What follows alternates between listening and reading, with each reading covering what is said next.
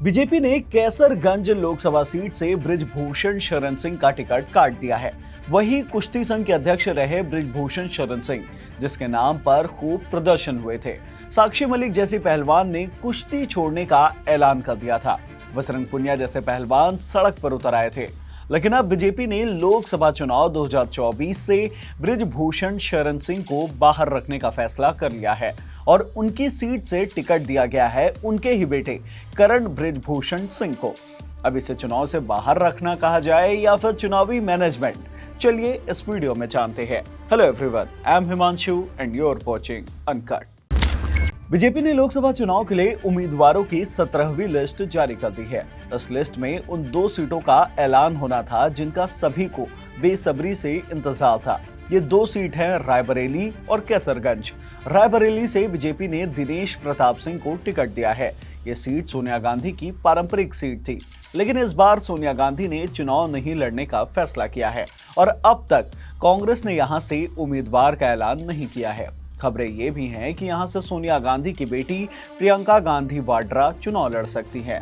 जानते हैं कि बीजेपी कैंडिडेट दिनेश प्रताप सिंह ने टिकट मिलने पर क्या कहा। मैं गांव का आदमी हूं, किस तरीके से चुनाव लड़ा जाता है, कैसे वोट मांगा जाता है, कैसे लोगों की सेवा की जाती है, कैसे दुख में शामिल हुआ जाता है, कैसे सुख में शामिल हुआ जाता है, ये मैंने अपने गांव गली से सीखा है। मैं गांधी परिवार में जन्म नहीं लिया हूं।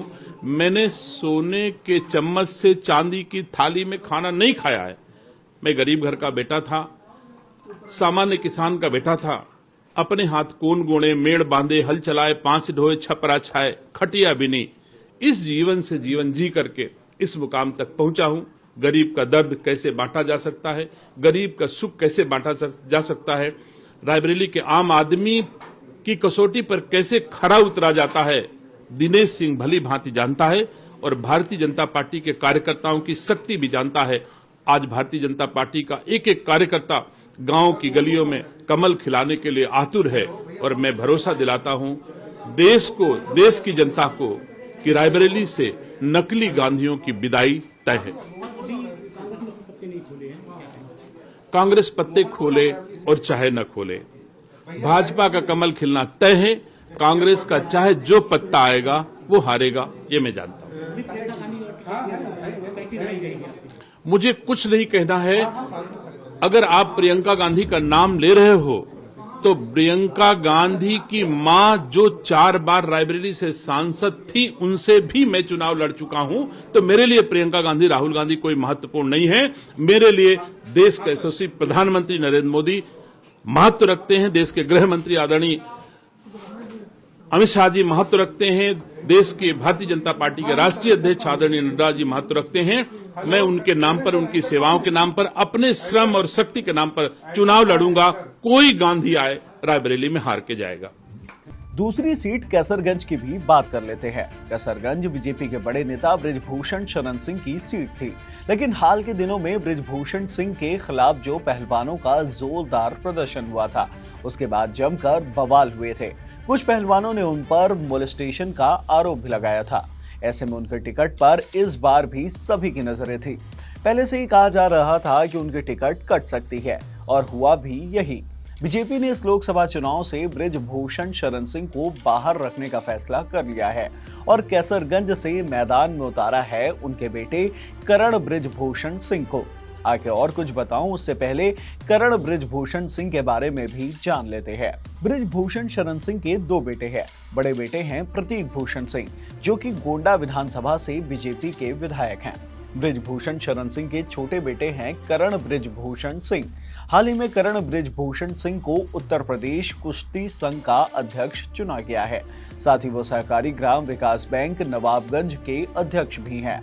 करण का जन्म 13 दिसंबर 1990 को हुआ था। वो डबल ट्रैप शूटिंग के नेशनल खिलाड़ी रह चुके हैं। करण ने डॉक्टर राम मनोहर लोहिया अवध विश्वविद्यालय से BBA और LLB की डिग्री हासिल की है। साथ ही ऑस्ट्रेलिया से बिजनेस मैनेजमेंट का डिप्लोमा भी किया है। अब बीजेपी ने उन्हें कैसरगंज लोकसभा सीट से उम्मीदवार घोषित किया है। अब बृजभूषण शरण सिंह का टिकट कटने के बावजूद उनके परिवार में ही टिकट दे दिया गया है, यानी कि उनके सगे बेटे को टिकट दे दिया गया है। ऐसे में इसे लेकर रिएक्शन तो आने ही थे। टीएमसी नेता सगारिका घोष ने करण बृजभूषण सिंह को टिकट देने के खिलाफ एक वीडियो मैसेज जारी कर विरोध जताया है। सुनिए सगारिका ने क्या कहा।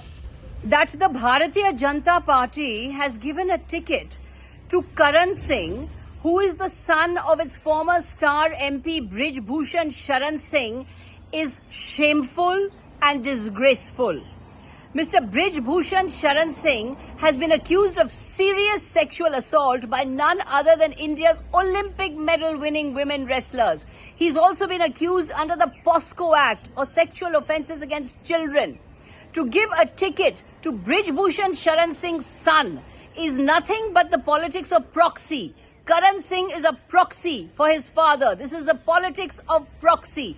It shows that the BJP is not willing to condemn the sexual assault committed by Brij Bhushan Sharan Singh. It again shows that the BJP slogans Nari Shakti, Nari Samman, Beti Bachao are all hollow, shallow, meaningless and bogus. Second, BJP says it's against Parivarvad or family politics. It rails against dynastic politics. BJP says it's against dynastic politics. What is this but dynastic politics? The fact is, Mr. Brij Bhushan Sharan Singh's other son is already an MLA. Now his other son has also got an MP ticket. So one son is an MLA, one son has got an MP ticket, and Brij Bhushan Sharan Singh himself will continue to be powerful in the Kaisarganj area. What is this but complete family politics, Parivarvad, dynastic politics?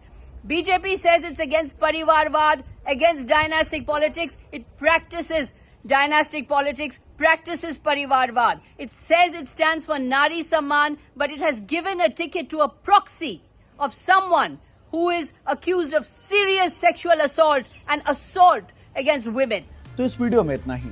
राजनीति और लोकसभा चुनाव से जुड़े इसी तरह के videos देखते रहने के लिए हमारे चैनल अनकट को सब्सक्राइब कर लीजिए और अगर ये वीडियो पसंद आई हो तो इसे लाइक करें, शेयर करें। धन्यवाद।